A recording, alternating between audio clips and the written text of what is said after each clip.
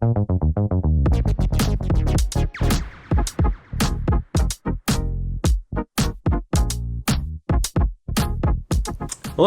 my name is Michael Portas, Superintendent of Schools for the Pequannock Township School District. I'm joined today for our podcast on the DIBELS Universal Screening Tool by Ms. Alyssa Bellardino, as well as Mrs. Melissa Barcadepone. And we're going to focus today on women whose last names start with a B, and the last names are quite lengthy. All kidding aside, I just thought of that. That's a good one. Yes, I like that. Today's lesson brought to you by the letter B. But we're actually going to focus on a universal screener that we're currently using in the district. And I was joking with them earlier that this is a podcast where I feel like I'm definitely going to have to defer to the experts because I don't know terribly much about it, not as much as I wish I knew. So I'm going to be learning along with our audience. So thank you all for tuning in. And of course, thank you to Ms. Noon for her outstanding technical work to help produce this. So first off, and this go in any order or any sequence you like, please tell our audience about your background and role as an educator and how you've become involved with the universal screening process. My name's Alyssa Bellardino. I'm the Pre-K to 12 ELA and Media Supervisor.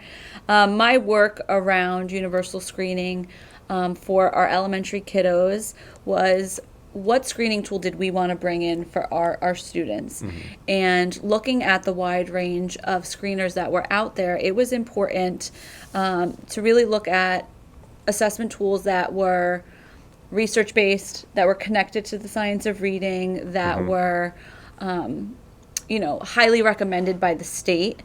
And so with this work, and part of the screening tool was really me looking at what are other districts using and what is working, right? Because I think it's important to say, what works for a group of students, but is it something that'll work here in Pequannock?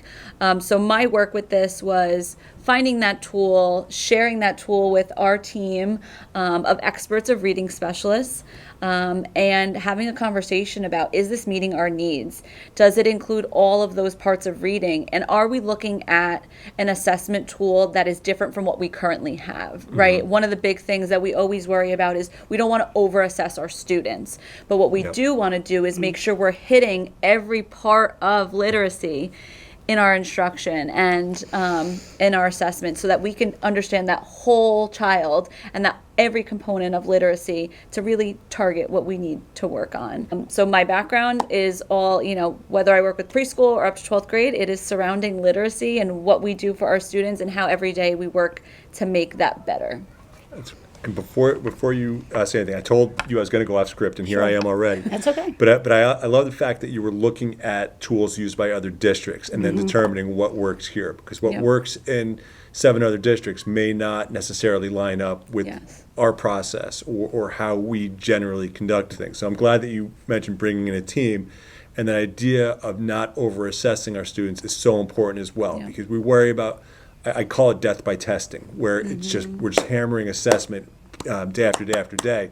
And assessment is so important, but there comes a point where you have to be able to step back, use the information, and focus on the actual instruction that lends some credibility to what you're assessing. So sorry, that's okay. No, jumped right into your lane there. No, that's okay. Excellent. I'm Melissa Barcadepone. I'm the reading specialist at North Boulevard.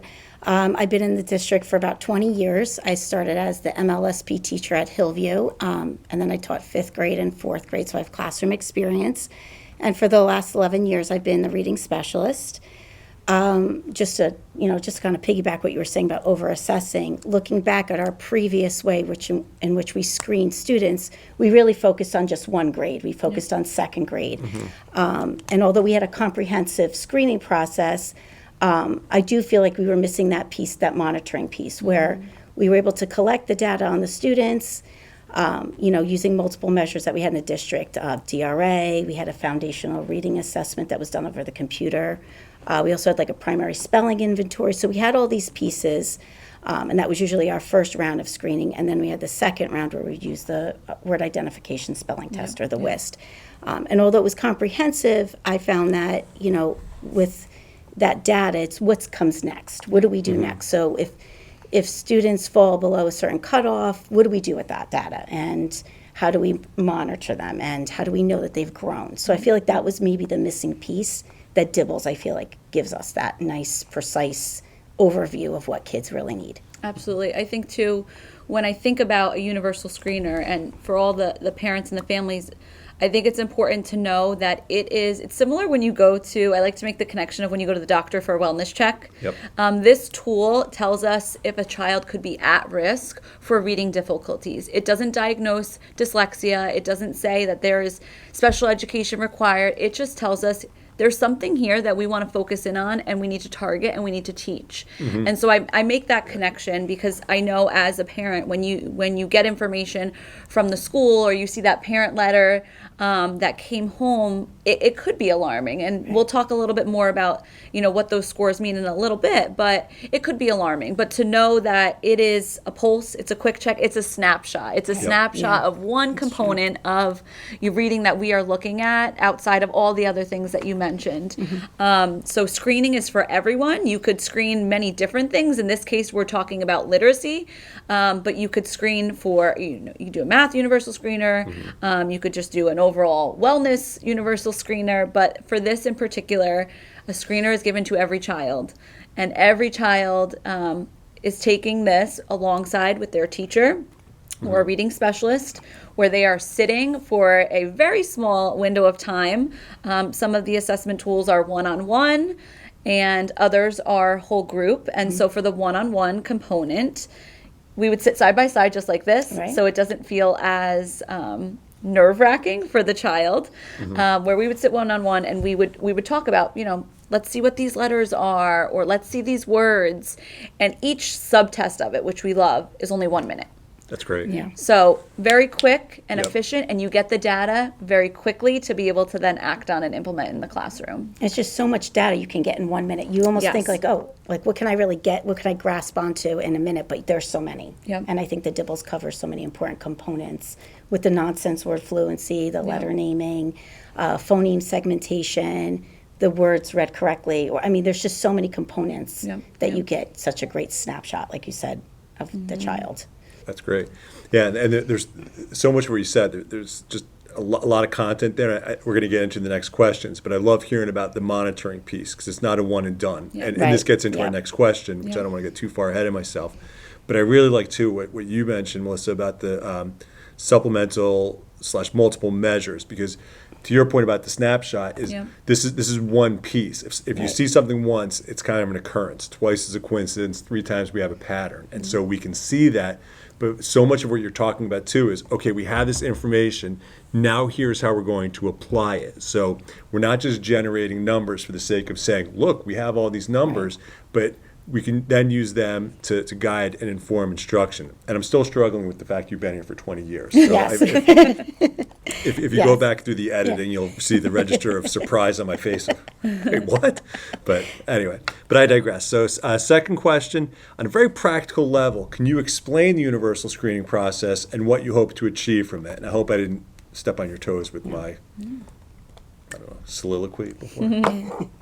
So the screening process, as we mentioned, it'll happen 3 times a year, and it'll happen at the beginning of the year, the middle of the year, and the end of the year. And we are assessing the big 5 components of literacy. So we are hitting on all foundational reading skills, such as phonemic awareness, which are the sounds that you hear, phonics, and decoding, which would be when you can actually read and you're looking at, this sound makes this, or this letter makes this sound, fluency and comprehension. And so when you hear universal screening, the 2 words that we want you to make the connection to are prevention and intervention. Right? So prevention and intervention mean that we are trying to prevent early, right, in kindergarten. Is there a struggle, and how do we address it? And intervening and saying, here's the data that I'm getting. Now let me focus my instruction, my teaching, the day-to-day with all students to adapt to the information I know, right? We use these big words of data-informed instruction, right? And data-informed instruction just means you take the information that you have and you act on it. Yep. So when you think about what intervening looks like in the classroom, I'm going to have Melissa explain what are the teachers doing once they have this information, because I think that's the important piece. Yeah, definitely. I think also, too, I just wanted to add that the fact that this screener is K-3 is is huge, because in the past, when I had worked with students, I know In the primary grades, like there would be parents who had concerns, Yep. and I feel like this just gives us again, like just very precise, nice breakdown of what students exactly need. So, and just, answering your question, so first starts with like that tier 1 instruction, that high quality tier 1 instruction, which is at the classroom level. And we have a lot of programs in place for that. We have foundations, we have Hegarty and K and 1, and those are just those big tier 1 programs that, where all of these needs are being addressed at the classroom level. And then to tier 2, which is a small group instruction within the classroom. And then tier 3, the more intensive support, which could be addressed through reading lab and pull-out services needed. Yeah, and I think what's so important is that every child is getting that whole group instruction, right? But every child is also getting small group instruction, and every child benefits from small group instruction. It's just finding, what do I want to work on with that student? Is it something that they have a deficit in that I want to build up?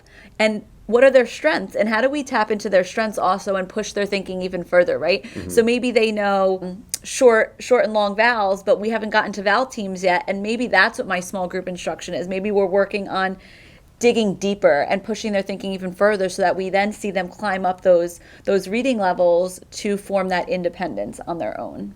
And it's so interesting to listen. As a former high school English teacher who worked primarily with seniors, I listened to how you're approaching foundational instruction to have children learn how to read. And so much of what I was focused on was comprehension. I mean, my poor children, when they were learning how to read, I was asking them to deconstruct brown bear, what do you see? Like, what's the deeper metaphor? Excuse me. But there's so much more that goes into learning these at these early stages, and it's fascinating how you're breaking it down. It's so interesting too, because oftentimes parents or teachers will say, the child isn't understanding what they're reading. They're not comprehending, right? There's a comprehension issue, and oftentimes it's not a comprehension issue. It's a decoding issue. And so when you go back and you look at what are our kiddos learning in kindergarten, first, second grade, it is the sounds. It is the patterns. And then it's recognizing that pattern when they're reading and be able to say, let me use my decoding skills and let me tap out that word. Or, I know the beginning sound, right? And so we're really gearing away towards the idea of using the pictures to help you when you're reading. We want, obviously, preschool and kindergarten students to peek at it. They know that that's a picture of a cat. But ultimately, we have to shift our mindset and we have to use our orthographic mapping skills. And we talk about this often. We get really excited over these things. So when we talk about orthographic mapping, what that means is the word cat in particular, right? What is the beginning sound? And so we're teaching students to know that C, cat, k is the initial sound that you hear, and the ending is t. So when they see those letters, they should know that they make those sounds, and they already know 2 parts of that word before they even, try to continue on. So they have to pause and think about, which sounds do I know, and what am I going to get stuck on? And now what do I do? How do I go into my little reading toolkit of what my teacher has been working with me on to pull out that sound so that I can continue on and read? Because we know that when students are decoding and they're struggling with decoding, they're not going to understand what they read, right? And that's where we see then the comprehension issues come out. And I think, too, there's some of the reading behaviors, too. A lot of kids they want to be fluent, and they forget it's about being accurate first and breaking down the word, because a lot of times they'll start, it's funny with, first graders and even kindergartners, too. They start off, and then they guess at the rest of the word, and we're teaching them that you have to go from you need that left to right directionality, look at all the letters and sounds, and not just guess the word and then confirm it with the picture, which is that's a habit that we're trying to break. Yep, definitely. And I just find it very funny, too. Ever the teacher, you wrote down the word cat as you were talking about it in the exact same way you would have written it on the board. I'm thinking through orthography. Isn't that the study of birds? And meanwhile, you're writing down the word cat to make sure that we're all on the same page. Visual. Yeah, absolutely. There it is. And before I get to the next question, I love that phrase too, reading behaviors. And I translate through the lens of somebody who worked with much older kids.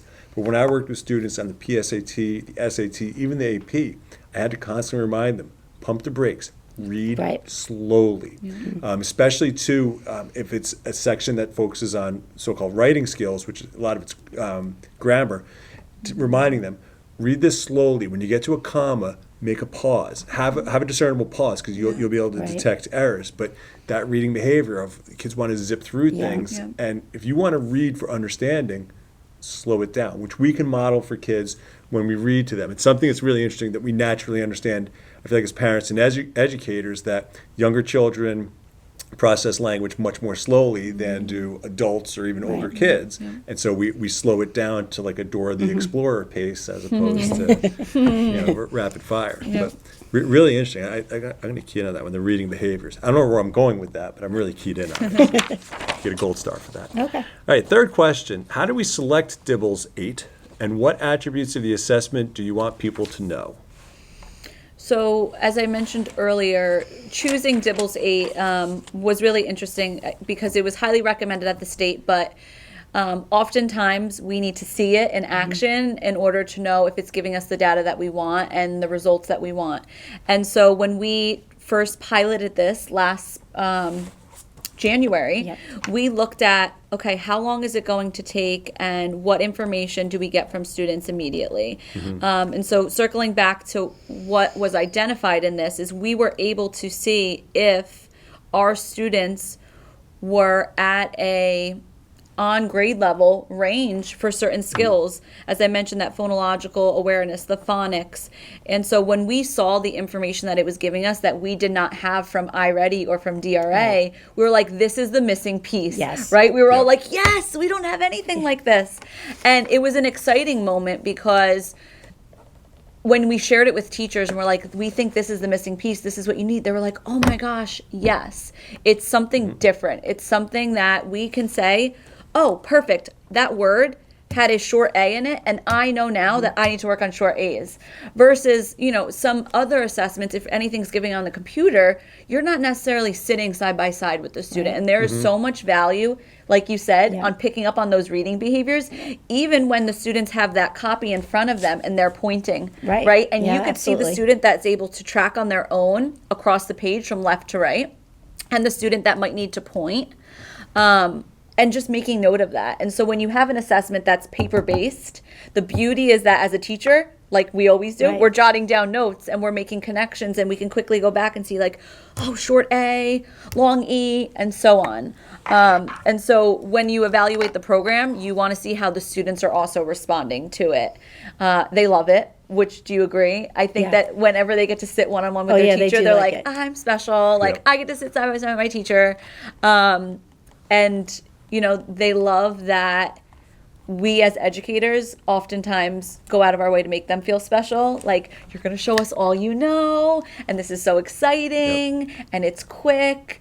And what I love about our teachers is after, they're always like, fantastic, this is what you did, and they talk about it with them. And I think that's important, that it's not just like one more thing to write off, but it's a conversation. Like, Melissa, you got 50 words this time. Like, that is so exciting. And that's what we want to do for our kids. We want them to be excited about reading. We want them to be excited about learning.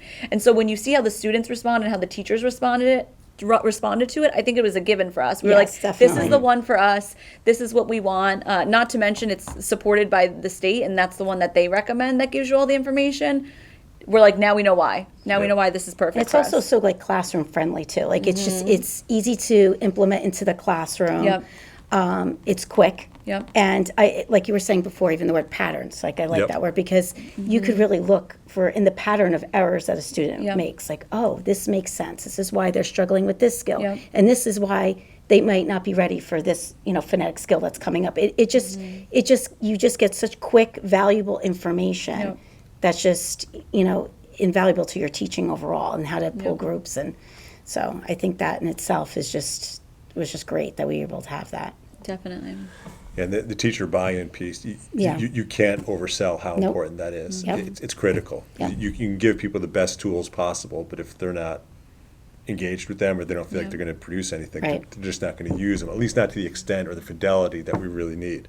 And I love what I'm hearing, too, that kids are now aware of their own data to a degree. So like a 6-year-old child may be aware of what you're seeing and how they're progressing. And so like they can monitor their own growth. It's so important we have parents on board with it, but oftentimes you overlook, we need the kids on board with it too, regardless of age. So and that's why that piece too about the progress monitoring, that maybe, before we had DIBELS, we didn't really have that piece.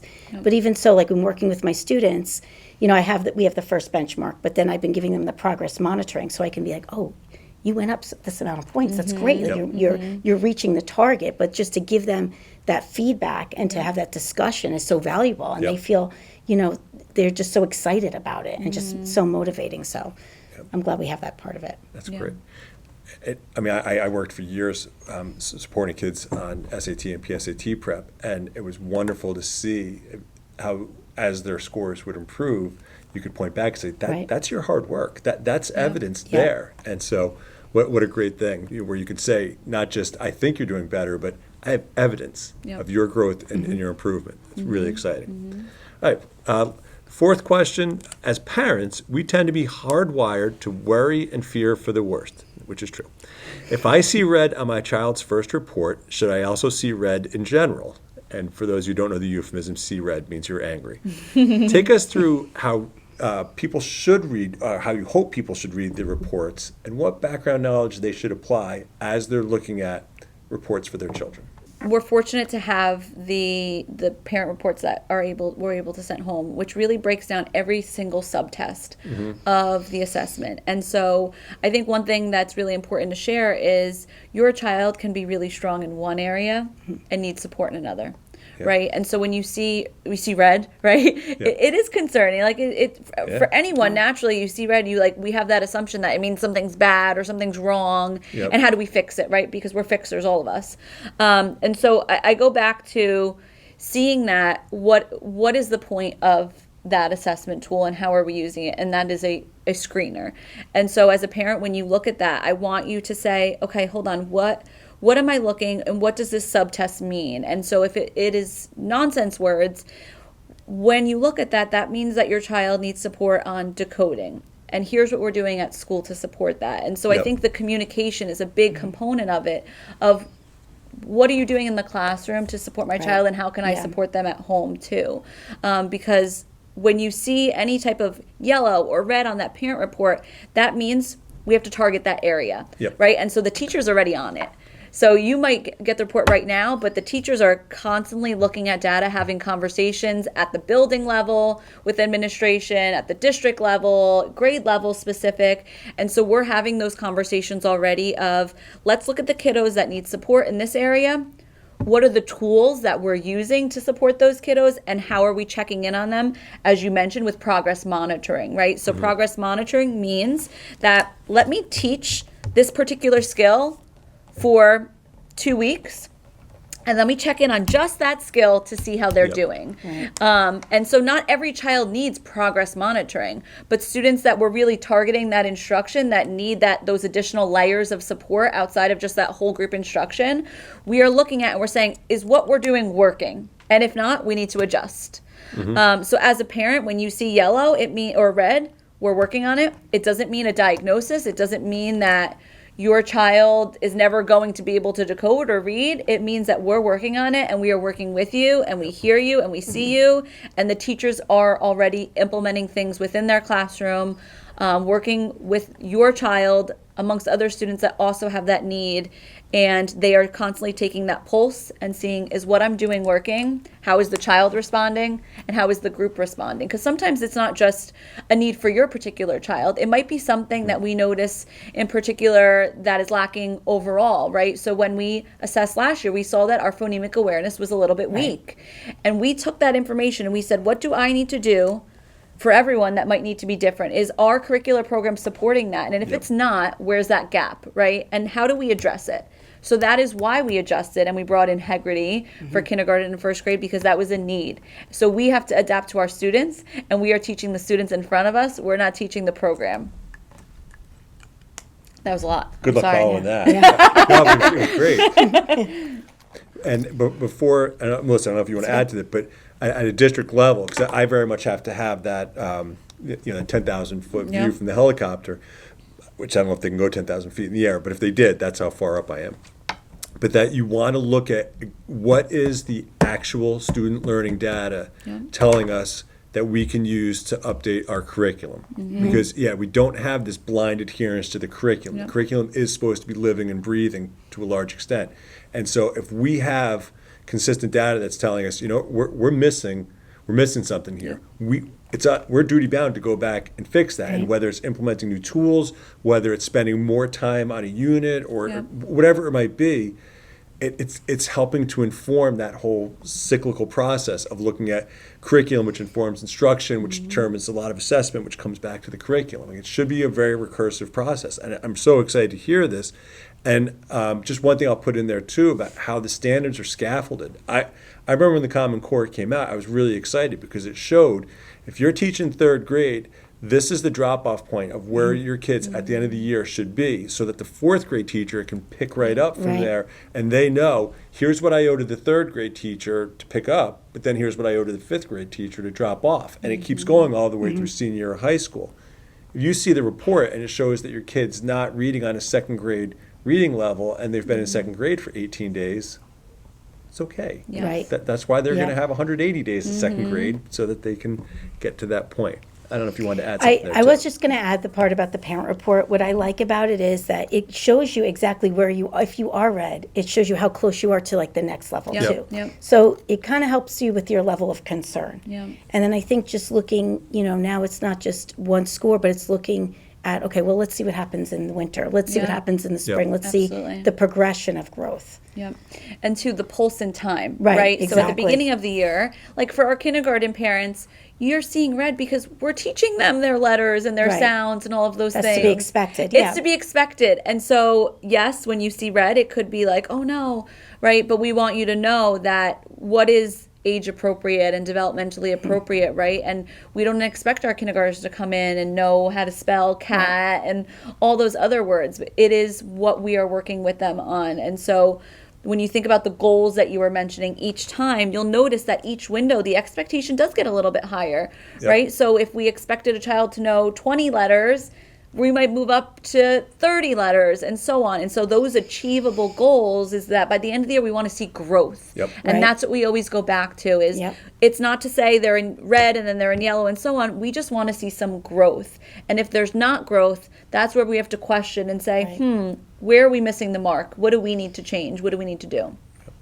And kids learn at such different rates and in such different ways. I can even just speak as a parent of three children. They're all in their 20s now, but during their formative years, they all three were so different. And as a parent, you're like, how did this happen? Well, it happened. And that's how it goes. So in a classroom where you have 22 kids, you might have 22 different styles. And so you're looking for a measurement that helps you learn about each of those learners who are in front of you. Because again, I love that point. We're not teaching the program, we're teaching the kids in our classrooms. Yep. Exactly. All right, anything else you want to add to this, or other than to let people know that if you have questions, reach out to your respective reading specialists. Certainly feel free to reach out to Ms. Bellardino. Don't quite recommend reaching out to me because I'm just going to bounce you over to them. But it's an option, I suppose. I think the big thing that I just want everyone to know is that it is a partnership, and we Absolutely. are constantly working together to support every single learner in the district. And so if you have a question, please ask. If you're like, I want more information on this, please ask. We have so much information, knowledge, expertise between all of us on from reading specialists to teachers to building principals and beyond. And so if we hear from you, then we'll know that it's something that you're curious about. And if you got a chance to take a peek at the Parent Academy we did the other night, there is a slideshow online that you could take a look at, but there's also a feedback form because we want to hear from you and we want to know how to best communicate with you and communicate with our community and let them know that we are a team. We always say that it takes a team, it takes a village to support every single learner. So please, reach out to us if there's something that you're missing or you don't understand. We're more than happy to have that conversation with you.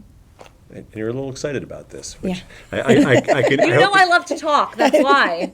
You're talking about really important things, and I hope that comes through to our audience as well. Just the genuine enthusiasm, Yes. and I really appreciate it.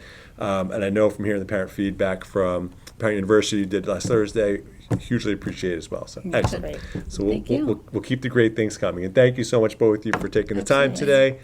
Thank you, Ms. Noon, for your expertise and hard work as well. And of course, thank you to our audience for tuning in.